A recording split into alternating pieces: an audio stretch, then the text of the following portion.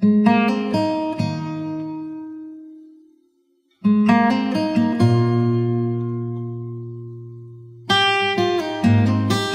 dia. É sempre bom ser boa ideia, enfatizada a responsabilidade do pregador e a responsabilidade de quem ouve, não é? Que isto tem obrigado, tem o duplo efeito, e é isso que também este coro é uma boa introdução, porque nós vamos estar em Marcos e realmente é mais direto para nós vermos Cristo nos Evangelhos, neste sentido, que quando estamos a falar sobre Ele. Mas o objetivo, obviamente, não é nós só vermos Cristo, porque isso depois traz implicações para nós. É necessário uma resposta diante de quem Jesus é, e nós neste texto vamos estar no capítulo 6, a partir do versículo 30 até o 44. Marcos capítulo 6, a partir do versículo 30, e nós vamos estar realmente a ver um texto muito conhecido, um episódio muito conhecido, mas que tem sempre coisas novas e que tem implicações para nós. Nós vamos ver que Jesus estava a trabalhar nos discípulos. Jesus estava...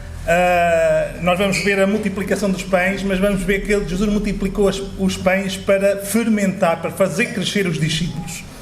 O objetivo principal, o primeiro, era esse, e esperemos que isso fique claro para nós.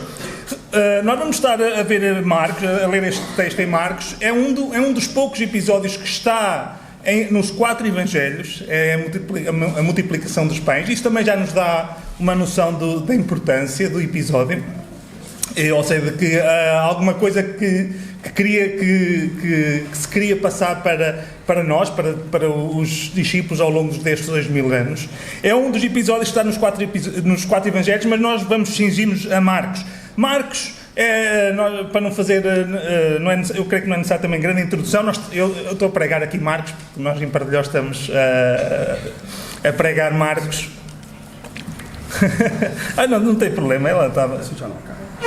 Nós estamos a pregar Marcos, e por isso, quando estamos a pregar o livro de forma seguida, expositivamente e sequencialmente, claro que ficamos temos vantagem, não é? Aqui só é uma pregação isolada, mas ponto importante, e nós cantámos isso já, é que Marcos está a apresentar Jesus, e ele no início ele mostra logo ao que vem. Ele diz: Evangelho de Jesus Cristo, o Filho de Deus. Ele está a mostrar que Jesus é o Filho de Deus, e está a mostrar como os discípulos ainda tinham dificuldade em compreender isto. E hoje, o texto de hoje vai tocar outra vez nesse ponto, e esperemos conseguir ver exatamente isso. Vamos então ler Marcos 6, 30 até o versículo 44. E diz assim a palavra de Deus: E os apóstolos ajuntaram-se a Jesus e contaram-lhe tudo, tanto o que tinham feito como o que tinham ensinado. E ele disse-lhes: Vinde vós aqui à parte, a um lugar deserto, e repousai um pouco, porque havia muitos que iam e vinham e não tinham tempo para comer. E foram sós num barco para um lugar deserto. E a multidão viu-os partir, e muitos o conheceram, e correram para lá a pé de todas as cidades, e ali chegaram primeiro do que eles, e aproximavam-se dele. E Jesus, saindo, viu uma grande multidão e teve compaixão deles, porque eram como ovelhas que não têm pastor, e começou a ensinar-lhes muitas coisas. E como o dia fosse já muito adiantado, os seus discípulos se aproximaram dele e lhe disseram: O lugar é deserto e o dia está muito adiantado. Despede-os para que vão aos lugares e aldeias circunvizinhas e comprem pão para si, porque não têm que comer.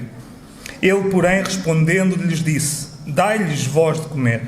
E eles disseram: Iremos nós e compraremos 200 dinheiros de pão para lhe darmos de comer? E ele disse-lhes: Quantos pães tendes? E de ver. E sabendo eles, disseram: 5 pães e 2 peixes. E ordenou-lhes que fizessem assentar a todos em ranchos sobre a erva verde. E assentaram-se repartidos de 100 em 100 e de 50 em 50. E tomando ele os 5 pães e os 2 peixes, levantou os olhos ao céu, abençoou e partiu os pães e deu aos seus discípulos para que os pusessem diante deles, e repartiu os 2 peixes por todos. E todos comeram e ficaram fartos, e levantaram 12 cestos cheios de pedaços de pão e de peixe. E os que comeram os pães eram quase 5.000 homens.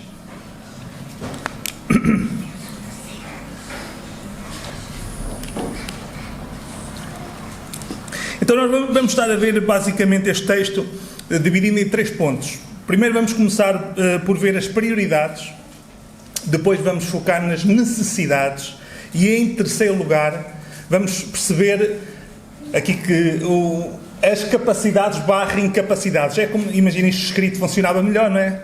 Tem o in entre parênteses, porque por um lado temos as capacidades, as incapacidades de uns, mas temos a capacidade de outro. E vamos começar pelas prioridades, e isso encontramos do versículo 30 ao 34. E qual era a primeira prioridade? A primeira prioridade, e nós não vemos não só aqui esta aqui vai percorrer o texto todo, a prioridade era fazer discípulos. A prioridade de Jesus era fazer discípulos. Nós sabemos que Jesus veio para pregar o Evangelho do Reino de Deus. Sabemos que Jesus veio para tornar o Pai conhecido.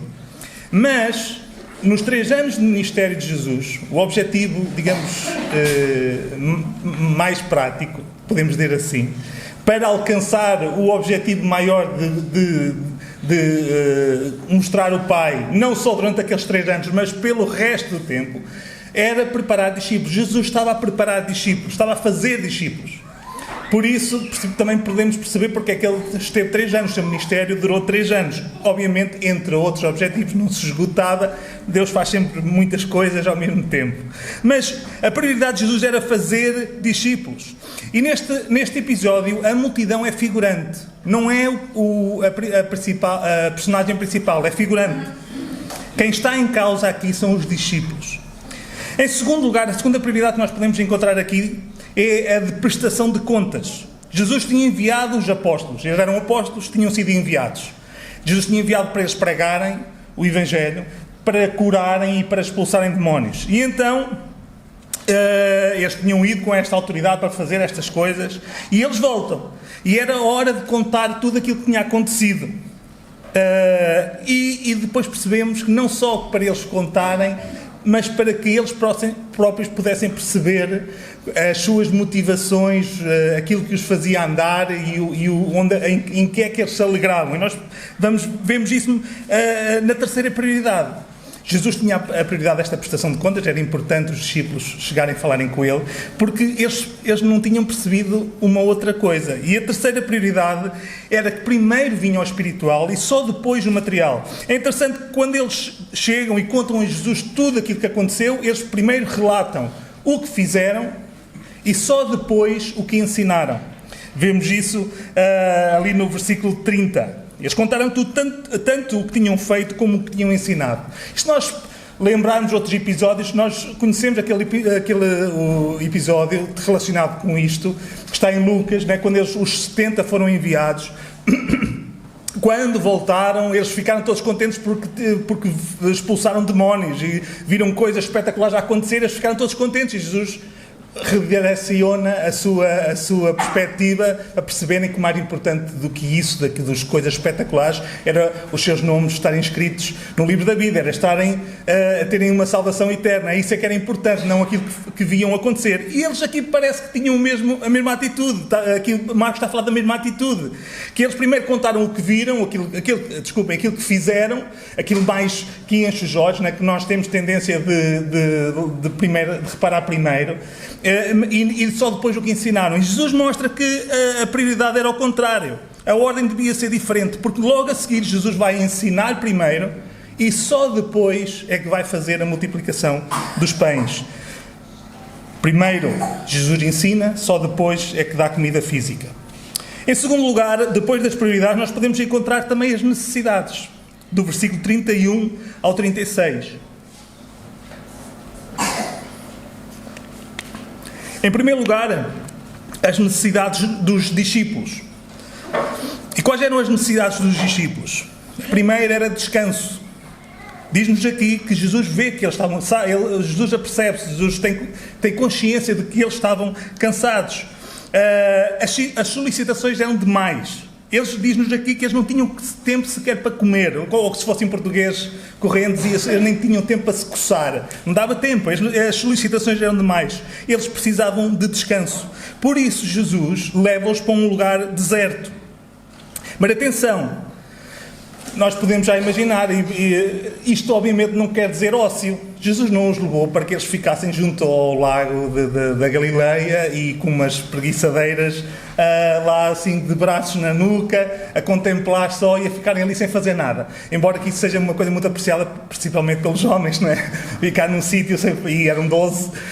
Mas não foi isso, obviamente que Jesus não era este tipo de descanso que Jesus estava a levá-los. Nós podemos perceber que e não tanto até neste episódio, mas olhando para todos os 3 anos, o descanso significava eles terem tempo para aprender, para falarem com Jesus.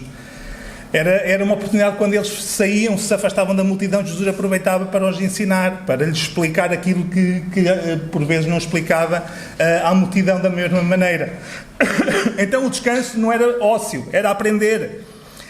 E aqui é quase que parece, se formos a ver só o relato de Marcos, até parece que eles nem sequer tiveram um tempo para isso, praticamente, porque logo a seguir aparece a multidão. Mas é possível, quanto mais não fosse no barco, Jesus tivessem tido um tempozinho de descanso e de oportunidade para aprender. E nós percebemos também que a outra forma de descanso era eles terem comunhão com Jesus. Era passarem tempo sem estarem em atividade com Jesus e com os outros. E por isso eles precisavam deste descanso. Mas não só as necessidades dos discípulos estavam em causa, estavam também as necessidades das pessoas. Enquanto Jesus tenta ir de barco com os discípulos para um lugar deserto, para eles descansarem, o que é que nós vemos? A multidão antecipa-se, ali no versículo 33, a multidão antecipa-se e alcança, ou até poderá ter chegado antes. Jesus foi de barco e a multidão foi a pé, mas parece que eles talvez ainda tenham chegado antes de Jesus pôr o pé em terra seca. E quando Jesus vê a multidão, o que é que nos diz ali no versículo 34? É que Jesus teve compaixão deles. Jesus vê a multidão e teve compaixão, porque Jesus percebia as suas necessidades. E quais eram as necessidades das pessoas? Em primeiro lugar, era direção. Eles precisavam de uma direção. Porque no versículo 34, a segunda parte diz: porque eram como ovelhas que não têm pastor. E já fizemos referência, já lemos um texto que falava exatamente que nós todos éramos ovelhas desgarradas. Jesus olha para a multidão e vê que eles eram ovelhas sem pastor. Eles precisavam de direção. E isto é uma citação de Números, capítulo 27, versículo 17. Quando Moisés pede que Deus levante um sucessor para ele, que ele estava prestes já para morrer. Quando Moisés pede um sucessor, esta frase é dita, porque eles eram como ovelhas sem pastores, precisavam de alguém que fosse à frente, que os direcionasse. E é interessante porque a ideia que está lá era alguém que liderasse o povo no caminho, lembremos que eles estavam no caminho para Canaã, do Egito para a Terra Prometida. Era alguém que liderasse o caminho, que indicasse, que lhes dissesse para onde eles deviam ir, e era alguém também que os liderasse em batalha, nas guerras que seriam necessárias travar. E isto é interessante porquê? Porque é possível que aquele ajuntamento de pessoas, esta multidão que ia atrás de Jesus, por a linguagem de Marcos, dá a entender que havia ali uma das principais motivações das pessoas era motivações políticas, ou seja, eles iam atrás de um rei, de um Messias libertador que os libertasse do domínio romano. Parece que havia ali, por isso também esta referência aos homens. Mas Jesus via além desta parte humana que as multidões estavam atrás. Eles porquê? Porque eles achavam que deviam buscar alimento, cura ou até independência política. Era muito isto que estava na cabeça das multidões que seguiam Jesus. Mas Jesus ensinava-lhes que o que eles precisavam mesmo, e que muitos deles nem sequer se apercebiam, era de Deus, da sua palavra e do pão vivo que desceu do céu. E além desta direção, desta alimentação espiritual, o povo também precisava, aquela multidão também precisava de alimentação física. Jesus também viu que eles precisavam de comida, eles precisavam de pão mesmo, não só de pão espiritual, mas naquele momento eles também precisavam de comer. E isso leva-nos ao terceiro ponto, que são as responsabilidades, do versículo 35 até... desculpem, eu disse terceiro não, até ao segundo ponto, há responsabilidades. Do versículo 35 ao 37, as responsabilidades. Os discípulos, nós vemos aqui, que foram eles que eles já perceberam das necessidades do povo. Eles viram que era tarde,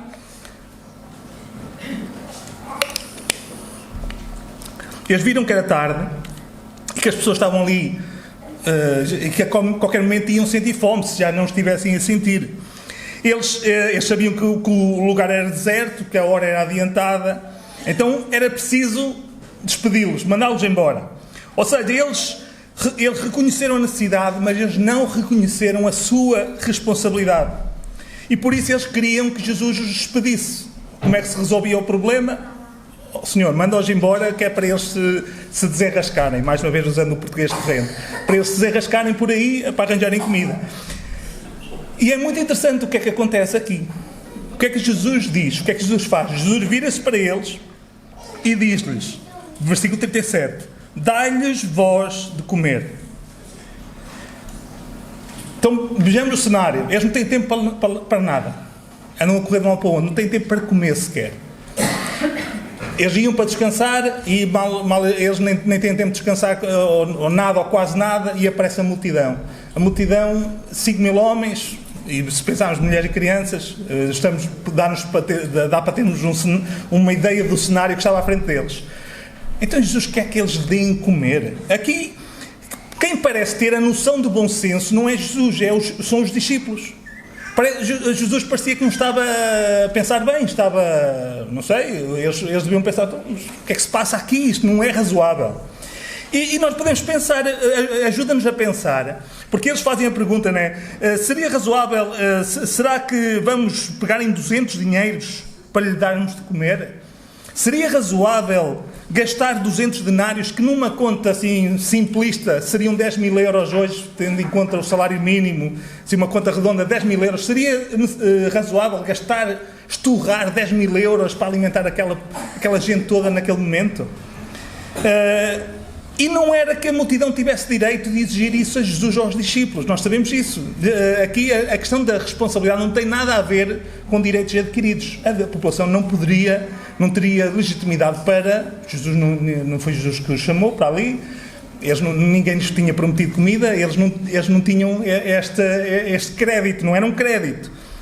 Eles não tinham direito, mas os discípulos, o que está aqui em causa é que os discípulos, a atitude dos discípulos não poderia ser simplesmente despedir o povo, a multidão, e mandá-los embora sem preocupação nenhuma. E é curioso que no preciso momento que é reconhecido por Jesus, e o texto mostra-nos isso, que é reconhecido que os discípulos não tinham tempo nem para comer, é exatamente o preciso momento que eles são chamados a alimentar uma multidão. E isto leva-nos ao último ponto, às incapacidades de uns e à capacidade de outro. Versículo 33, do versículo 37 em diante, isso. Em primeiro lugar, a incapacidade dos discípulos. No fundo, perante aquela ordem de Jesus e a reação deles, os discípulos reconheceram que não tinham como alimentar a multidão. E o mal não estava aí. Se formos justos, qualquer um de nós teria a mesma reação perante aquela multidão. Como é que nós vamos? Nós não temos pão, não temos peixe, não temos dinheiro, ou se tivermos dinheiro, não é razoável gastá-lo para alimentar esta gente toda. Isto humanamente era perfeitamente compreensível. O pior não estava aí. O grande problema não estava neste raciocínio lógico humano. O problema era aquilo que eles ignoravam. O problema dos discípulos é que eles ainda não tinham visto, ainda não percebiam quem era Jesus. Apesar de já terem tido muitas provas, eles na prática ainda não viam quem era Jesus. E Marcos sinaliza isso ao longo do Evangelho todo. Os religiosos não sabiam quem era Jesus. Os políticos e Herodes, por exemplo, não sabiam quem era Jesus. Estavam todos equivocados. O povo não sabia quem era Jesus. E os discípulos também não tinham a noção de quem era total, ou a que deviam ter, de quem era Jesus. Os únicos que até a este momento, no Evangelho de Marcos, reconheceram quem era Jesus durante o seu ministério, os únicos até este ponto foram os demónios. Só os demónios é que tinham reconhecido quem era Jesus. E Jesus não os deixava falar, porque não queria testemunho deles. E por não saberem quem era Jesus, por não compreenderem quem é que estava com eles, é que eles reconheceram: nós não podemos, então a única solução é mandar a população, a multidão embora. O problema deles é que estavam metade certos, que reconhecendo que não podiam, mas não reconheciam o resto, que é mais importante, é que Jesus podia, Jesus pode.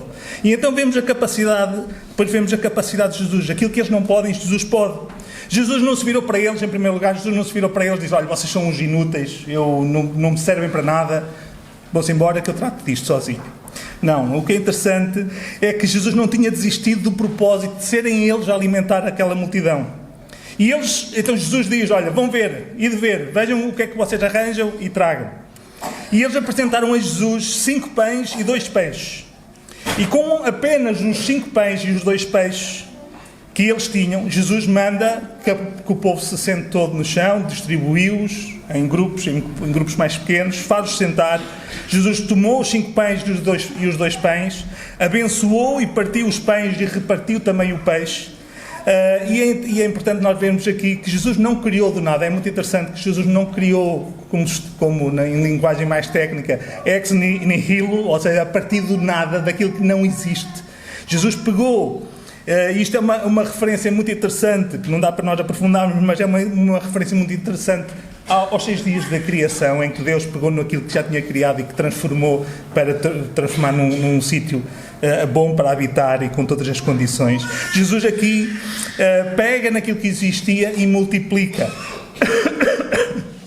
Então Jesus deu o pão e os peixes aos discípulos, que por sua vez foram eles que, recebendo da mão de Jesus, distribuíram pelo povo, pela multidão. E todos comeram, diz-nos o texto, todos comeram, e todos eram 5.000 homens, mais mulheres e crianças. Todos comeram, e não só comeram, como ficaram satisfeitos. E não só ficaram satisfeitos, como sobraram 12 cestos cheios de pão e de peixe. Que é muito interessante, não empolando muito a numerologia, aqui o significado dos números, mas é muito interessante que sobrou um cesto para cada um dos discípulos. Eles entregaram a Jesus 5 pães e 2 peixes, que não davam sequer para 12. Se fosse para dividir pelos 12, aqueles 5 peixes e aqueles 2 peixes, aqueles 5 peixes e 2 peixes, desculpem, eu já estou confundido, eu escrevi mal, acho eu. 5 pães e 2 peixes. Eu aqui não vou escrever mal e eu acho que já disse errado. Então, 5 pães e 2 peixes faz sentido, não é? Geralmente mais peixe que pão não é normal, não é? Então entregaram a Jesus 5 pães e 2 peixes, que nem chegava para eles 12, se fossem a dividir aquilo entre eles os 12. E no fim Jesus fez com que acabassem cada um com um cesto cheio de pão e de peixe. Então, resumindo aqui a ideia do texto, vou voltar à ideia que já disse no início. Jesus multiplicou pão para fermentar os discípulos. Claro que este milagre serviu também de testemunho para a multidão. Serviu para alimentar a multidão, teve todos esses objetivos. Mas o que estava verdadeiramente em causa era a fé dos discípulos. Jesus estava a fazê-los crescer, a continuar a obra que começara quando lhes disse lá no início: vinde após mim e vos farei pescadores de homens. Jesus estava a levá-los a reconhecer quem Ele era, o Filho de Deus. Era isto que Jesus estava a fazer ao trabalhar, ao fazer isto na vida dos discípulos, ao levá-los a passar por todas estas situações. E este texto, obviamente, não é só para, como nós também dissemos no início, a ideia não é nós ficarmos a conhecer só este episódio e pensar num ou outro pormenor de uma forma particular.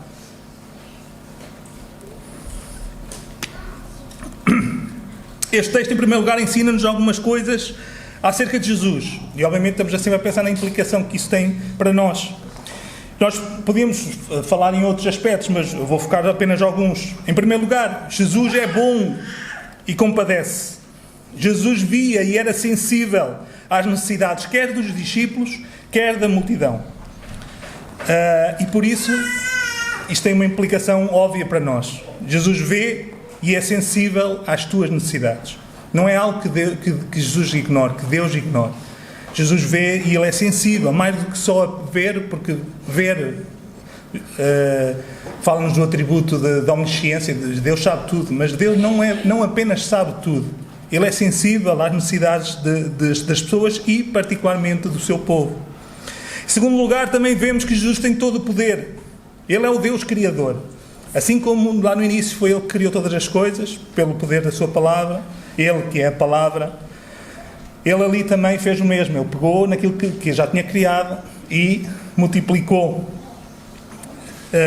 E Ele daquilo que criou, Ele multiplica, Ele transforma, Ele multiplica. E Ele tem todo o poder hoje. O poder não se esgotou com este milagre ou com outros milagres que Ele fez. Ele tem todo o poder hoje. E por isso Ele pode satisfazer, por um lado, Ele pode satisfazer todos aqueles que creem nele, todos aqueles que se querem alimentar dele. E Ele tem poder para te transformar e usar também. O poder mantém-se, Jesus é poderoso. Em terceiro lugar, nós vemos aqui que a graça de Jesus, a graça de Deus é suficiente e mais. Ela é transbordante, porque eles comeram, ficaram satisfeitos e ainda sobrou, e sobrou bastante. E isto é uma demonstração da graça de Deus, que não se limita a cumprir os mínimos. Não, ela cumpre os máximos, ela extravasa, ela vai além dos máximos, porque ela satisfaz, ela transborda, ela sobra, é transbordante. E em quarto lugar, nós vemos também uma coisa muito importante, é que Jesus quer discípulos. Jesus não anda atrás de multidões que gostam de o ouvir, mas que não o seguem, que não se comprometem. Há uma imagem muito interessante até ao capítulo 8 de Marcos, que está sempre presente, que é omnipresente quase, que é um barco. O barco aparece em muitos episódios. Jesus anda sempre a passar de um lado para o outro do mar da Galileia. E isso é uma boa imagem para nos ajudar. Jesus não quer discípulos que entrem no barco, que entrem no seu barco, que andem com ele de um lado para o outro, para onde ele for, que se comprometam, que o sigam. E da mesma maneira, este texto ajuda-nos a lembrar-nos que nós precisamos, todo o ser humano precisa deste pastor, porque todos nós somos ou éramos ovelhas sem pastor e por isso sem direção, sem quem nos alimentasse. E por isso o desafio do texto, sabendo que Jesus quer discípulos, é nós reconhecermos que Jesus é o Filho de Deus, é aquele que tem aquilo que nós necessitamos. Nós que somos ovelhas sem pastor, nós precisamos de entrar neste barco, de reconhecer quem Jesus é e de o seguir. Por isso o desafio é: reconhece quem Ele é e crê nele. Este texto também agora pegando nos pontos que nós estivemos a ver, ele ensina-nos acerca de prioridades. Em primeiro lugar, a prioridade da prestação de contas. Não necessariamente, ou não tanto, prestação de contas de uns para com os outros, que também é boa, mas não é isto que está aqui tanto em foco. É a prestação de contas em relação ao nosso Mestre, em relação a Deus e em relação a Jesus. É a nossa necessidade de avaliarmos e de reconhecermos até que ponto nós estamos alinhados com as prioridades do nosso Mestre. Porque os discípulos estavam um pouco desfasados. Jesus estava a levá-los numa direção e eles estavam com os olhos postos noutra. E isto acontece muitas vezes connosco. Então, uma das nossas prioridades deve ser a prestação de contas, neste sentido, de alinharmos as nossas expectativas, as nossas ideias, tudo aquilo que nós pensamos e esperamos e queremos alcançar, nós alinharmos isso com a vontade do nosso Mestre. Em segundo lugar, fazer discípulos. A nossa missão como igreja, agora falando mais, de uma forma mais concreta como igreja, a nossa missão como igreja, e aqui vocês no Silveiro, em concreto, pensando na vossa igreja aqui no Silveiro, a missão é fazer discípulos. A missão não é acabar com a fome ou com a pobreza, embora, por vezes, possa ser por vezes a nossa responsabilidade individual até. Mas a missão da igreja não é acabar com a fome. Jesus não mandou os discípulos dizer: ide por todo o mundo e multiplicai pão e enchei as pessoas de comida. Não é esta a missão. A missão não é fazer política. Embora algum de nós individualmente possa, e Deus usa algum de nós para ir para esse meio. Mas a missão da igreja não é fazer política. A nossa missão, a missão da igreja do Silveiro, é fazer discípulos. Por isso nós devemos anunciar o Evangelho de Jesus Cristo, o Filho de Deus, e fazemos isso individualmente e como famílias, no dia-a-dia, onde Deus nos tem colocado. Fazemos isso coletivamente como igreja no culto, particularmente pela pregação da Palavra de Deus, mas não só. Já tivemos vários momentos, como disse o Graça, vários momentos, e que nos vários momentos já podemos ser desafiados também neste sentido. Nós pregamos o Evangelho como igreja, e por isso nós ensinamos que a todos que se devem converter e guardar tudo aquilo que o nosso Senhor, o nosso Mestre, mandou. Fazemos também isto pelo exemplo e pelas nossas conversas particulares, quando falamos uns com os outros, mas também fazemos no culto, mais uma vez, especialmente na pregação, que é um momento do culto que, de uma maneira mais concreta, nos estimulamos a obedecer ao nosso Mestre. E por isso nós batizamos todos aqueles que confessam Jesus como Senhor e Salvador, e todos aqueles que declaram querer entrar no barco e seguir a Jesus. A nossa missão, a missão da igreja, é fazer discípulos. E isto é uma prioridade. E por isso vem agarrada àquela outra prioridade que Jesus mostrou aos discípulos. Por isso a nossa prioridade é o alimento espiritual. É estarmos preocupados com o alimento espiritual. Não fechando os olhos às necessidades que possam surgir e que nós também tenhamos de fazer alguma coisa. Isso leva-nos às necessidades também. Às nossas necessidades. Em primeiro lugar, como os discípulos tinham as suas necessidades, nós também temos. E é um ponto importante. Nós não podemos confundir necessidades com prioridades. A prioridade é a pregação do Evangelho, é fazer discípulos. Esta é a prioridade. Mas há uma necessidade de descanso. O descanso não é uma prioridade. Alguns gostariam, né, que fosse, alguns gostariam, mas a ideia não é uma prioridade, mas pode ser uma necessidade, e pode ser uma necessidade a tal ponto que esteja a prejudicar o cumprimento daquilo que devem ser as nossas prioridades.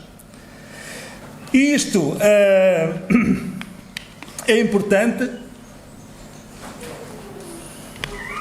porque nós tendemos sempre, ou só pensamos nas prioridades e esquecemos as necessidades, ou temos tendência a pensar primeiro nas necessidades e esquecemos as prioridades. As duas coisas têm que estar no seu devido lugar. E nós precisamos de descanso. Mais uma vez, tal como os discípulos, não confundir descanso com ócio. A Daniela costuma dizer uma frase que não é original, eu não sei exatamente onde ela ouviu, mas alguém que diz que descansar é mudar de atividade. E é uma noção bastante interessante. Era isto que Jesus fazia com os discípulos. Descansavam mudando de atividade. Eles deixavam de estar com a multidão e iam aprender, iam ouvir Jesus a ensinar. Então não é tanto... calma, eu não estou a falar contra as férias, não quero assustar ninguém.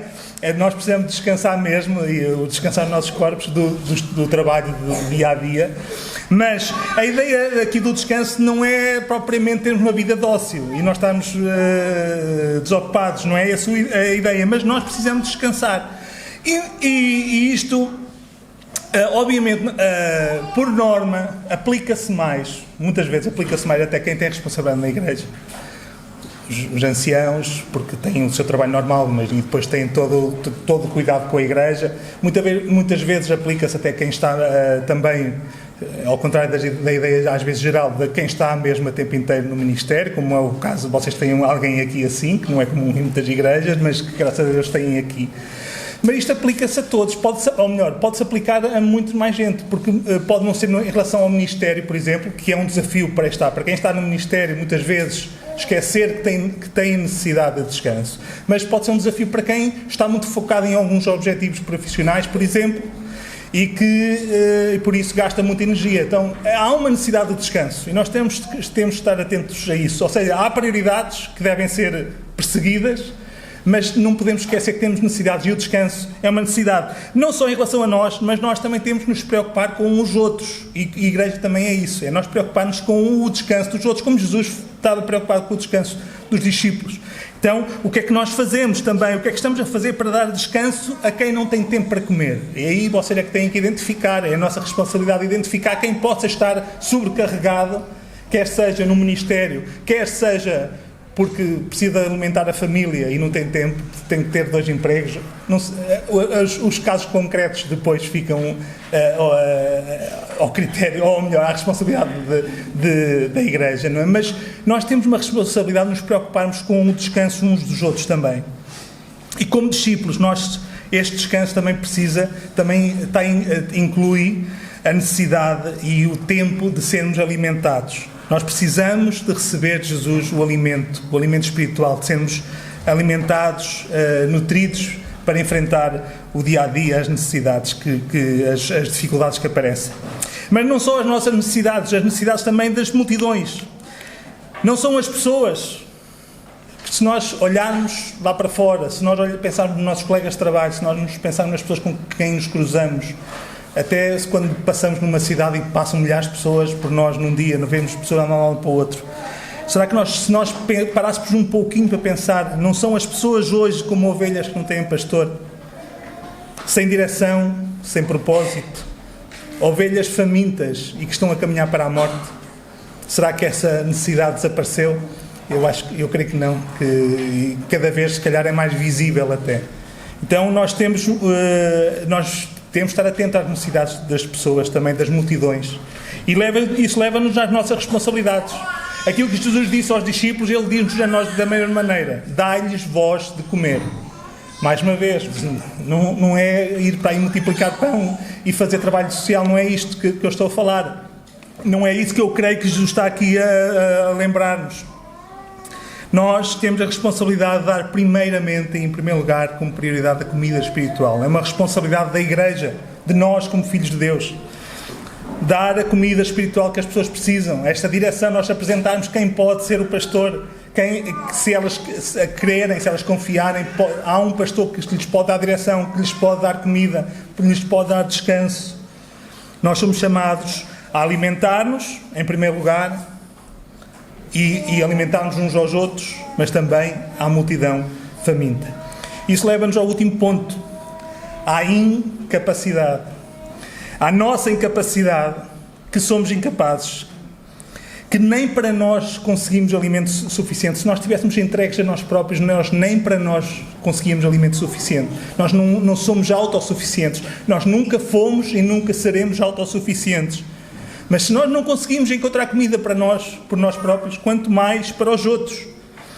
Por isso nós somos realmente incapazes em nós mesmos. E isto apresenta-se geralmente, isto é um pau de 2 bicos.